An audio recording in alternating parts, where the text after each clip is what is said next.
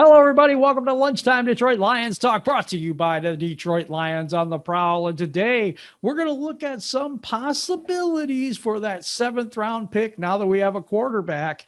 But, and we're going to go into so much today. But right now, I want to kick it to my main man, the man of steel himself, Kurt Steele.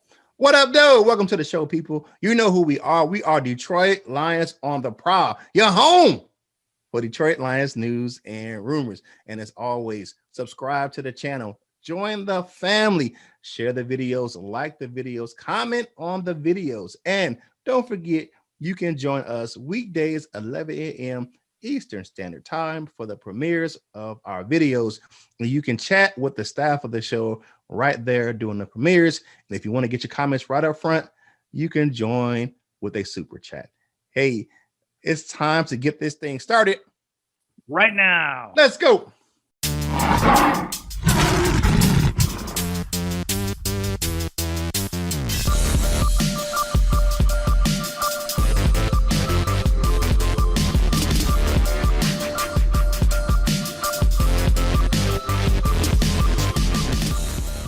Hey, welcome back to the show, people. Now let's get into some possible people that we can pick at number 7. Jim, who you got first?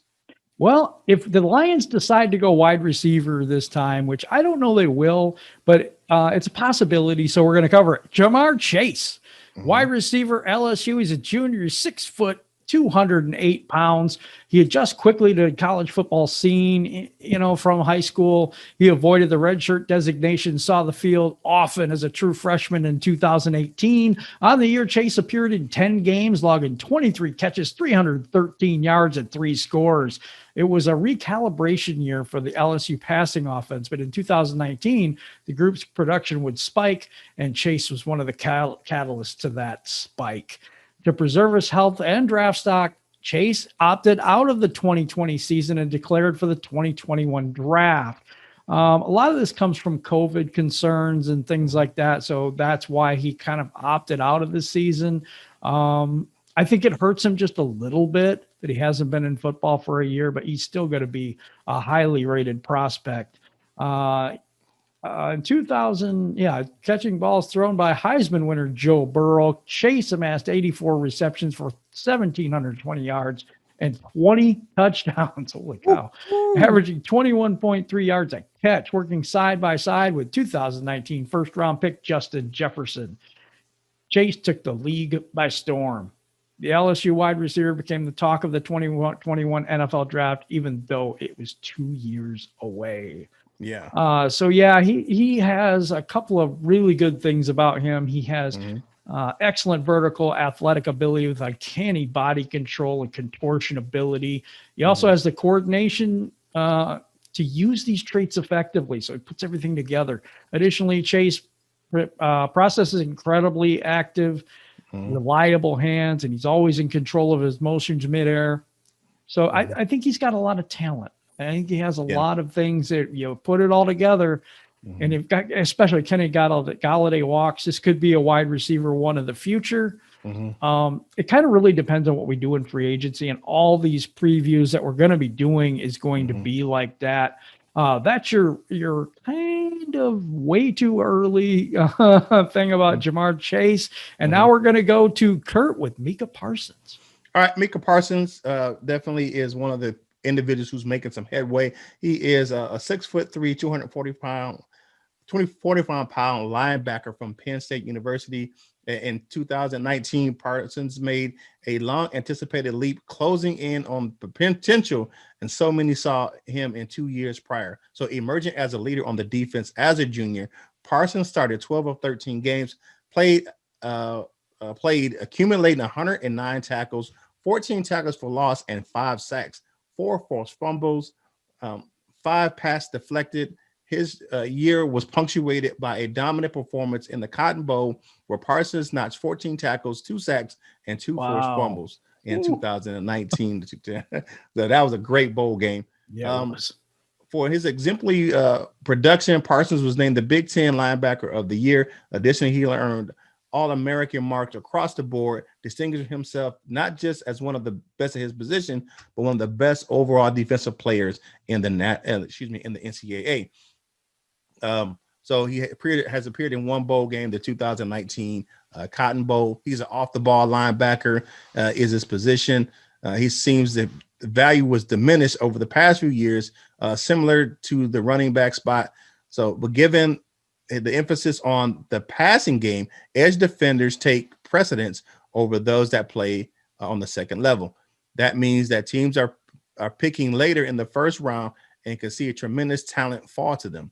If this happens here, maybe he may be looking at for Cleveland, but if the Lions can trade back, they may be able to pick him up later in the first rounds if they can get two draft picks later in that first round. Yeah. So it's almost cheating to have Parsons on your list of favorites because he is on everybody's list. He is definitely one of those guys that's making the waves up the draft boards. So, and his size really makes him stand out at 6'3" and 245. He definitely has good length, good speed, and can cover. So I'm looking out for him. He's a definite possibility for the Lions, who had a struggling linebacking core last season. Besides Jared Davis, we just struggle with big and slow linebackers. He reminds me a little of Jared Davis too. Mm-hmm. But I'd put him in the middle. He's a middle linebacker for me. He's a playmaking middle linebacker, can stuff the run, shoot the gaps. He can rush the passer as well from that position. That's something we need.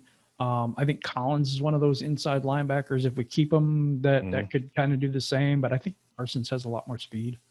He does. So he's for me. If you want to go defense, I go Micah Parsons at this pick. Mika. I'm not sure how to pronounce Micah Parsons. Yeah. Who you got next, man? There's some talk of getting rid of some of the players that we have right now. And one of those players is Justin Coleman. And this would not be a fit probably for the that position, but cornerback overall, Caleb Fairley, a DB out of Virginia. He's a junior, 6'2", big guy, 197 pounds. He's Virginia Tech. Virginia Tech. Virginia Tech. It's Virginia Tech. Okay. Virginia Tech. Let me get it right. He enters the NFL after playing quarterback in high school. Wow, we have an emergency quarterback too. Yeah.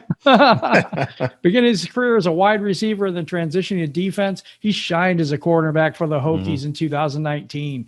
While he is new to the position, his film does not resemble a player that's still learning the ropes. Fairley brings a rare blend of physical traits to the table, like size, length, quickness, fluidity, and athleticism that he pairs with exceptional man coverage skills that makes him exciting NFL prospect. Fairley suffered a non-contact ACL tear in 2017 that forced him to miss the season, then missed 2 games in 2019 due to back spasms, and an issue Justin Fuentes said Fairley dealt with all season long. When it comes to the on-field issues, Fairley is Farley. Why do I keep saying Fairley? Maybe it's Nick Fairley. It's messing with my head. Farley is a fairly complete prospect that is clearly ascending, but sharpening his zone coverage skills would be beneficial for him. The knock, he's 6'2", but he plays 6'2". He moves like he's 3 inches smaller, which is really, really good. Yeah. He has explosiveness off the line. He has awe-inspiring speed for his size. While other corners lack the speed to keep up with receivers, Fairley's close speed is borderline elite. We actually really need that right now. Yeah, we do. His closing speed not only allows him to hawk on in breaking routes, but also allows him to recover downfield where he can use his tracking abilities to disrupt the pass. My thing on him is, if you were thinking of moving Okudah to the safety position, then this would become a possibility for us. I don't like the fact that he hasn't been in it that long, and he may convert back to a wide receiver. You never know. But right now he's a DB. But I like him to like Richard Sherman started off as a wide receiver and switched. Yes. I mean, there's a lot of different. You got good hands when you're a wide receiver first. Yeah. So you have to look at some of the guys that maybe he was playing out of position, playing wide receiver, and he's just better suited to be a defensive back. I like the speed. I like the size as well. He's definitely if the Lions trade back and get more in draft capital, I would not pick him at number 7, but no, I wouldn't. Lions either. trade back and pick up some additional picks. That's one guy I would look at. I'm not sure he's a first round talent. But if he's early second round, that may be a guy you kind of go up and kind of get. I mean, you look at the struggling secondary that we had last year, especially if we get rid of some of our veterans that's eating up some of our cap space. We definitely can look at picking up a young guy. We lack. What's the one thing we lack? Speed. Yes, definitely speed. Speed. Yes. Speaking of speed, the next guy we're looking at is Devonta Smith. Now, this is definitely a big pipe dream at number 7 that we definitely have to go up and get Devonta Smith. He's a wide receiver. You know who he is, out of Alabama, the Heisman Trophy winner. He's a senior, 6 foot. Now, here's the down thing about him a little bit. He's kind of small. You know, he's only 175 pounds. So I mean, though he can bulk up. So Smith had some size concerns when he first entered the college football stage. Coming out of Amity High School in Amity, Louisiana, Smith was just 157 pounds. See, he's gained a lot of weight since then. Despite standing at 6'1", he still, despite his lack of density, Smith managed to earn a 4-year starting role with plenty of attention from keen-eyed recruiters. Smith received offers from over a dozen Power 5 schools, including blue chips programs like LSU, Florida, Notre Dame, and Georgia, before deciding to go to play for the Crimson Tide. Smith was one of the 3 4-star receivers to join the Crimson Tide in 2017. Yeah, they had a lot of weapons. Ascending alongside of fellow signees, Jerry Jeudy, Henry Ruggs III, Smith saw some action as a true freshman, catching 8 passes for 160 yards and 3 touchdowns. And in 2018, Smith continued to flash, logging 42 receptions, 693 yards, and 6 scores. But it wasn't until the 2019 season where Smith truly had a breakout season and historically productive receiver for Alabama. That's the year that they had like crazy number of receivers that could have went in the first round, and they were all underclassmen. Yeah, so I mean, in 2019, Smith emerged as the receiving core that included Jerry Jeudy and electrifying up-and-comer Jalen Waddle. And man, Ruggs. That was Henry. So they had Jerry Jeudy, Henry Ruggs, Jalen Waddle, and Devonta Smith. Smith distinguished himself as the most consistent receiver in the group, led by quarterback. That's back when Tua was back there. Smith hauled in a record number with 68 catches for 1,256 yards and 14 touchdowns. Remember, he broke on the stage in the national championship game. He's the one who caught the touchdown to win the game versus Georgia from Tua. People don't remember that, but that was the receiver. Smith opted to stay for his senior season, while Jeudy Ruggs went to the NFL. In 11 games this season, Smith had 98 catches for 1,500 yards and 17 touchdowns since Jalen Waddle went down with a season-ending injury against Tennessee. Smith has 53 receptions, 953 yards, and 13 scores after Waddle went down. Smith had somehow made Alabama offense forget about its most dynamic player. That's true. A lot of people thought that Alabama was going to have a down year at receiver once Waddle went down. He's done simply by playing his game. Now he did his performance in the national championship game was ridiculous. I mean, he won the Heisman Trophy, but he actually, to be honest with you, him and Mac Jones really single-handedly beat Ohio State by themselves. I mean, it really wasn't close. Ohio State couldn't get to stop the guy. It would take a lot for us to go up and get Devonta Smith. I don't see his draft stock dropping that much where he would just go in that middle part of the first round, even make it to 7. But he is a generational talent coming out of receiver. He can bulk up. He's a young guy. What do you call that? His body hasn't even matured yet into his manhood, and that happens in your like mid to late 20s. So he has the ability to do that. But he is an awesome receiver. But I just don't think that's going to be an option. But you never know. With Brad Holmes, the big deal maker, he may play let's make a deal and go get some weapons for Jared Goff, like a Devonta Smith or JaMarr Chase. So last but not least, who you got next, Jim? Well, you gave us the sizzle, and I'm going to give you the steak. This is Rashaan Slater. He's an offensive lineman. That's not a flashy position. And again, I don't think we get him at 7. I think we could trade back to 13, 14. He would still be there. He's the offensive lineman from Northwestern. He's a senior. He's 6'4", 315 pounds. He did opt out of the 2020 season as well, and has not played it since the 2019 campaign. But as a true freshman, he started all 12 games at right tackle. He was named the Big Ten Conference All Freshman Team, rated the best freshman offensive lineman in the nation by Pro Football Focus. As a sophomore, he came named to the 3rd team All Big Ten Leagues coaches after starting all 14 games at Northwestern. Slater was named honorable mention Big Ten after allowing 0 sacks and 11 starts as a junior. Slater is the son of former NBA power forward Reggie Slater. A little bit more on him. He had 355 snaps in 2019, only 5 quarterback pressures and 0 sacks. He plays both offensive tackle positions. He can play the right or the left. So if you're thinking of drafting him, it looks like he could fit right into that right tackle spot. Cut your losses with Vitae and then go with the rookie, or have him sit for a minute. That's fine too, and get him to take over when Vitae's done. I think it's going to be best to take a guy and then build this offensive line. I really believe in building through the trenches, so that's something that I think that we could have a better running game at this. He may struggle with edge rushers that have better length than him.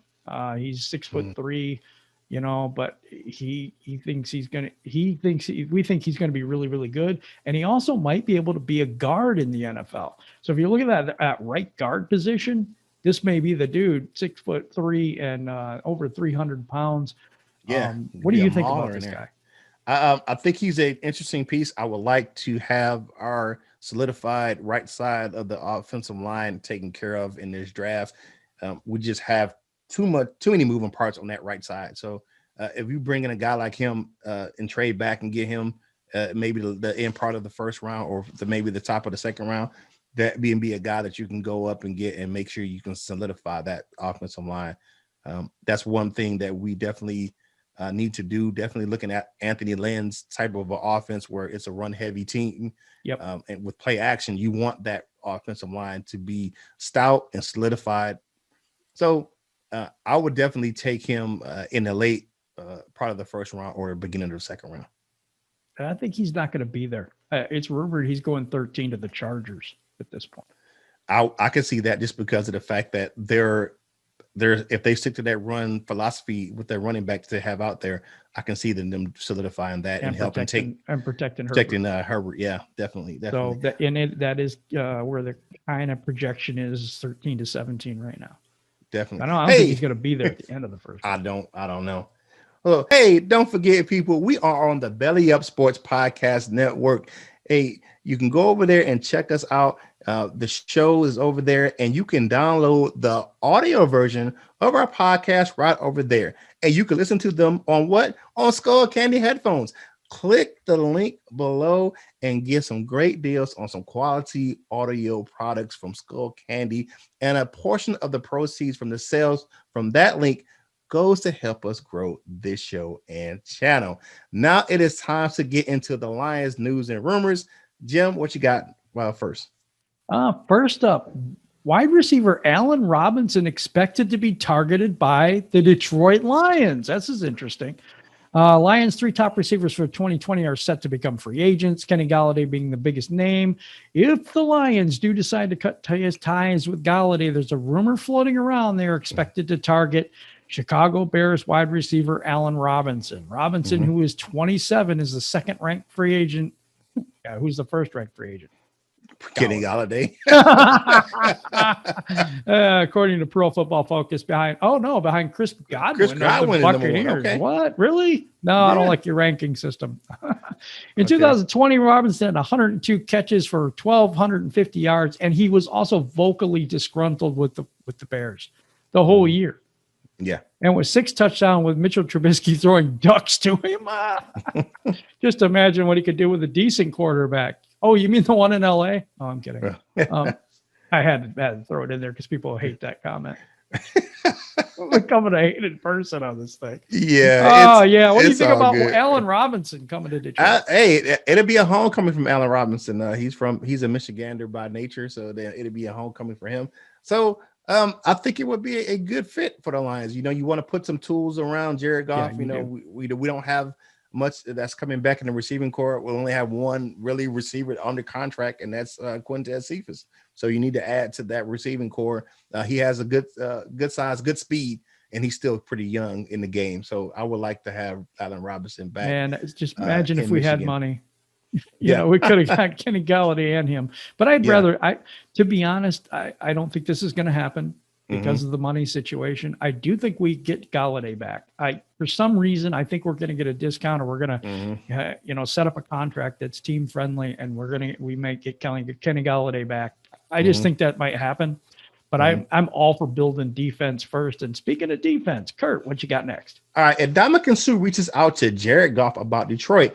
It's a city that I love. Now, he does still have some ties to Michigan. So former Lions star Ndamukong Suh once said Jared Goff was the best quarterback with whom he had ever played. Now that Goff is being traded to Detroit, Suh reached out to his former quarterback to offer some positive thoughts on his old city.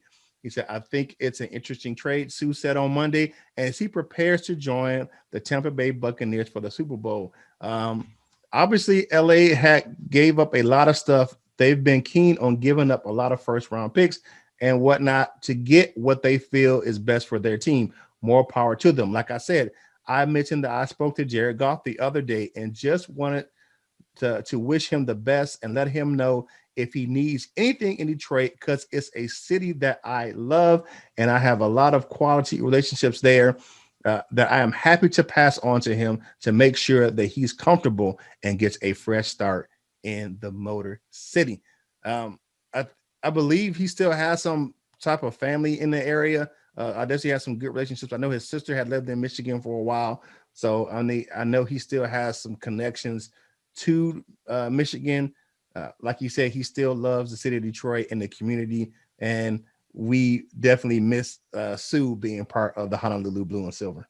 He still has some businesses here too. I think it's a real estate thing that he has here as well.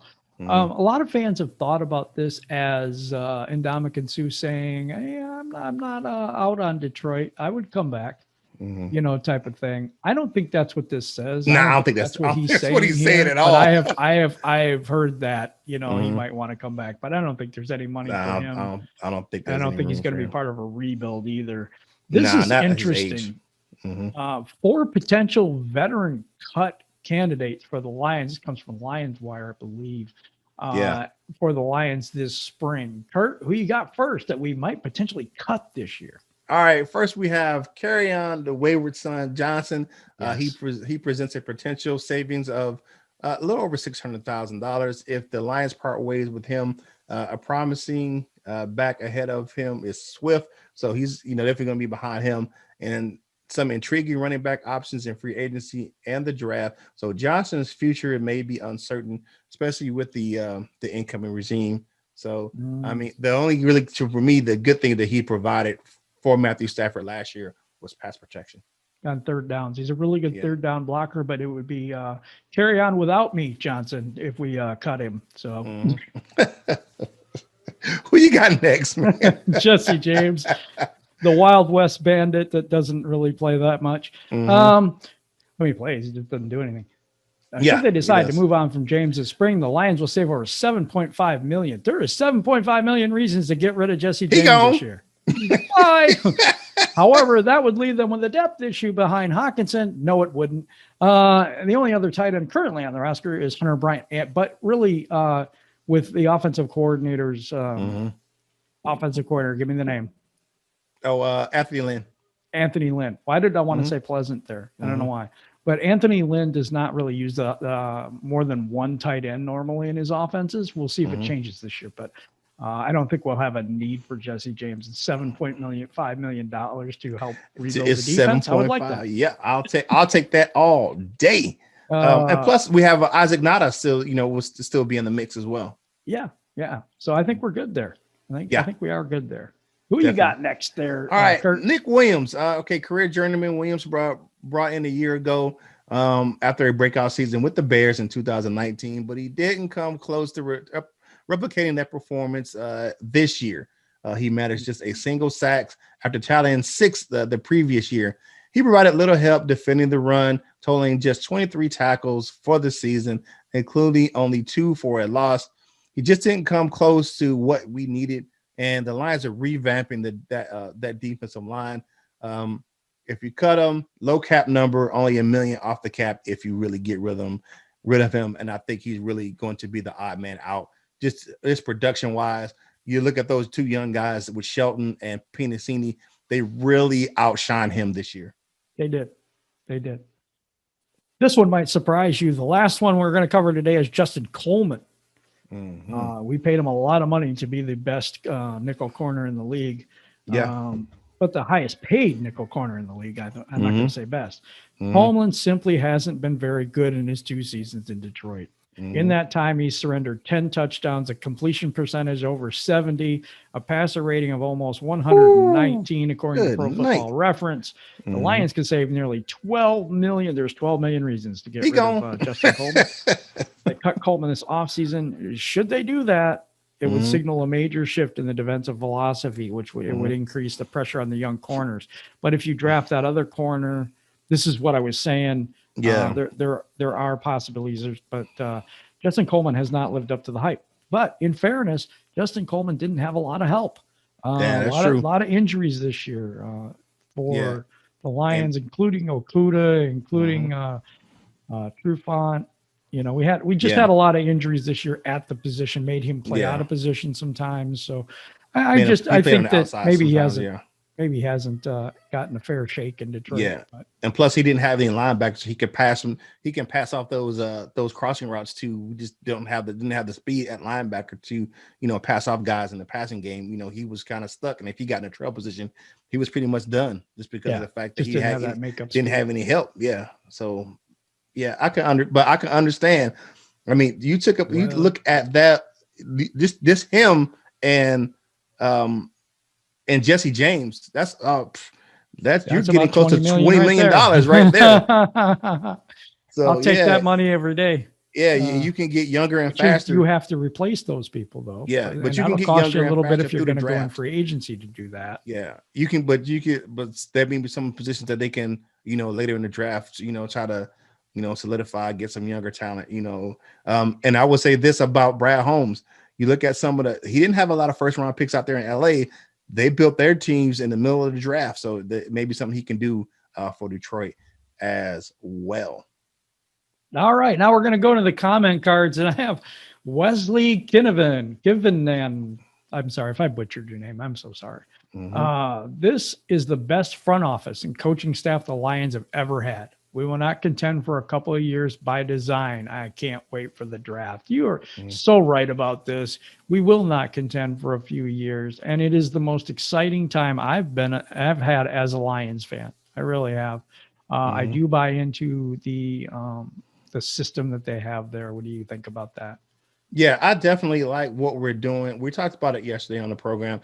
You're looking at the brain trust that the Lions are building, and it's one of those things where you can look at it as a change of pace. And I think that Sheila Ford-Hamp is putting together a staff that you won't see anything like that in Detroit for any time soon because we've never seen it.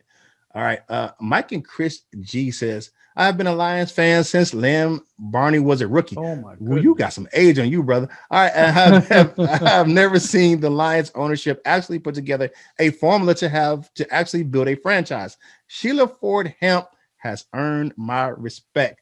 SFH is doing her thing. We talked about that yesterday on the show as well. We talked about her building a different type of beast in Detroit, and as far as the front office and the coaching staff is concerned. Bubba Bo, here we go. Goff is a clown. So I think we should draft a quarterback. Maybe wait till next draft, as we may have even a higher pick. You're You probably know, right that we'll have a higher pick. I don't think Goff is a clown. yeah, I don't I agree with don't, I that. don't, I don't, I don't like that's calling him a clown is kind of personal. You Yeah, know, I think that's a bad if look. you don't like him as a quarterback, that's one thing. But to call him a clown, I mean, you don't know that guy like that, man. Yeah, we That. haven't even seen him take a snap. Do I like Jared Yeah. Goff? No, I don't. I Mm-hmm. don't think he's the future, but he does do some things well. Mm-hmm. I just don't. He's not Stafford, that's for sure. Yeah, But to who? call him a clown. Come on, bro. But You he's got been to a Super Bowl and he's 4-2 in the playoffs, so you can't call him a clown. I just don't yeah, agree with that. yeah.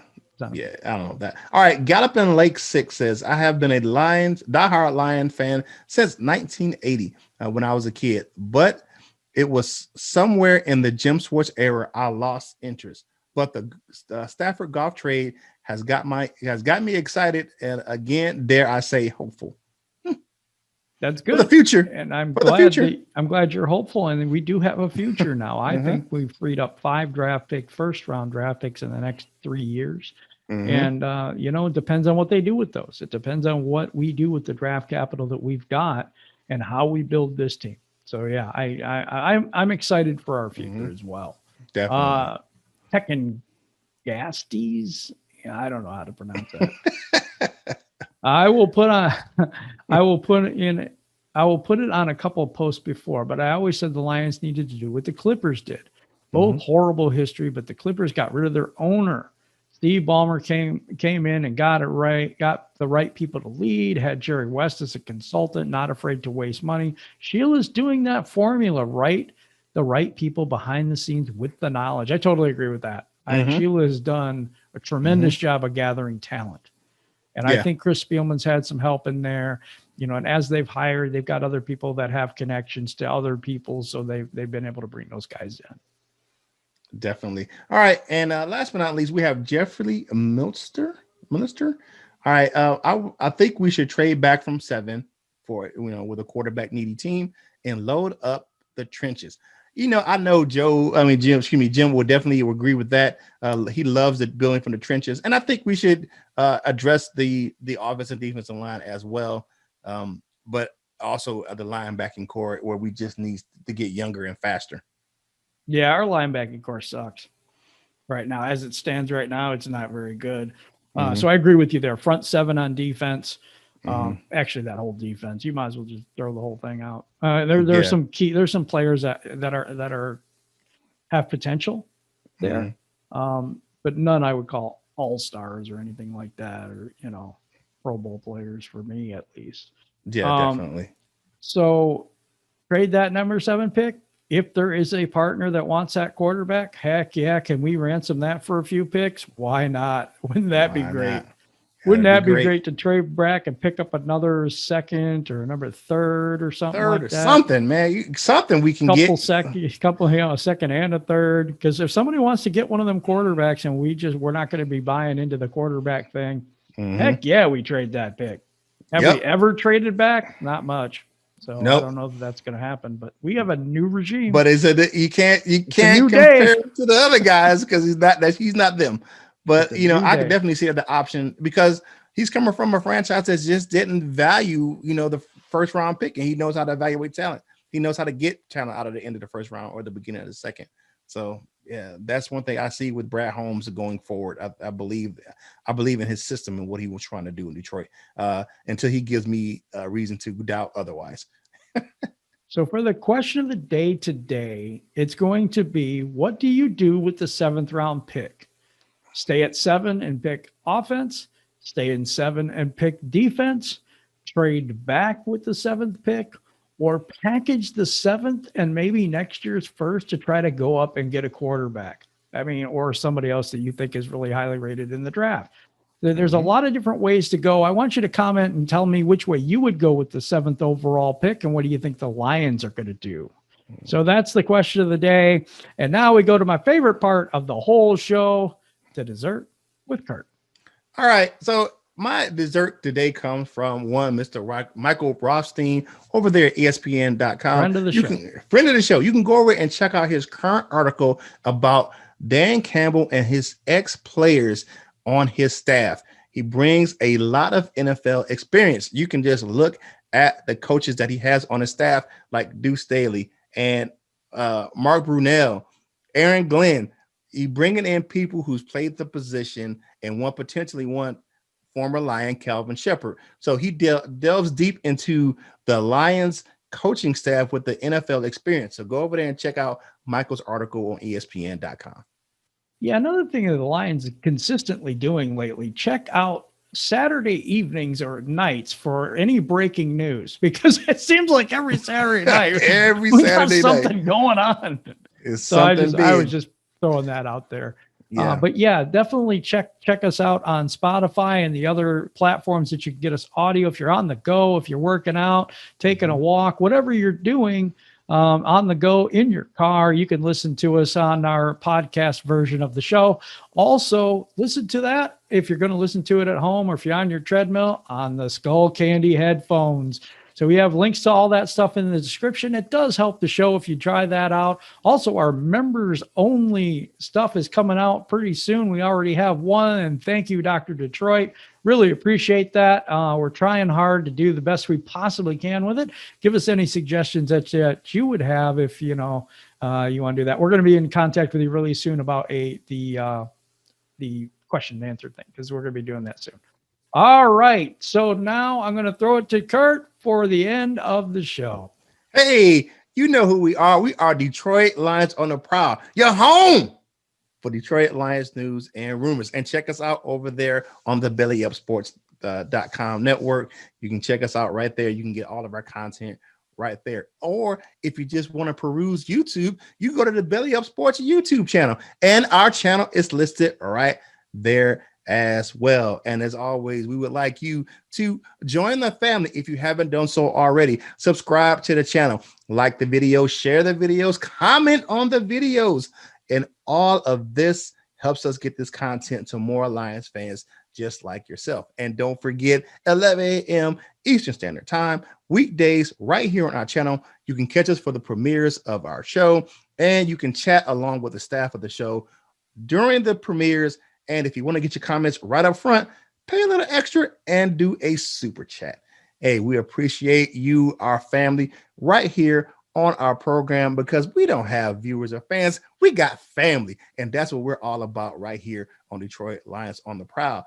And as you go through your day, whatever you do in life, you got to boss up, ball out, and be the best version of you that you can be. For my man, Jim, right here on Detroit Lions on the Prowl, this is Kurt Steele, and we will holler at you real soon.